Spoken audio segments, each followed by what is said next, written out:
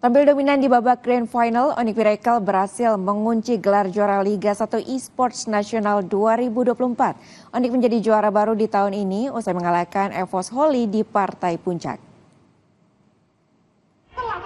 Tim eSport Onyx Miracle berhasil menasbihkan diri sebagai juara Liga 1 Esports Nasional 2024. Kepastian ini diperoleh usai Onyx meraih kemenangan telak 3-0 atas EVOS Holy di laga Grand Final. Kemenangan ini sekaligus menjadi balas dendam sempurna bagi Onyx yang sebelumnya kalah dari EVOS di Upper Bracket Final.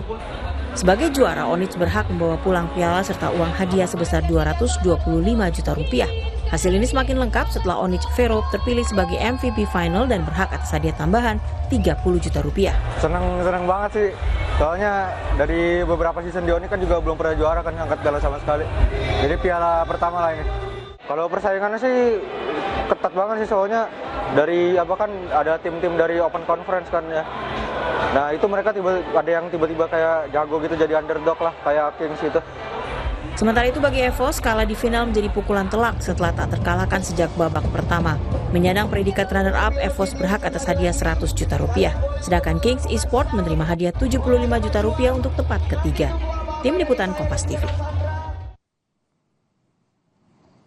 Kompas TV harus puas menjadi runner-up di kompetisi mini soccer antar media atau Media Cup yang diselenggarakan oleh PSSI Pers. Di final, Kompas TV dikilas juara bertahan SCTV. Final Media Cup 2024 mempertemukan juara bertahan SCTV dengan Kompas TV di Stadion Asiop Cempaka Putih Rabu malam. SCTV yang mengincar juara back-to-back cukup kesulitan menembus pertahanan Kompas TV.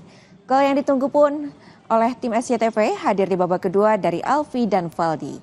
Kemenangan 2-0 cukup bagi SCTV mempertahankan gelar juara Media Cup 2024.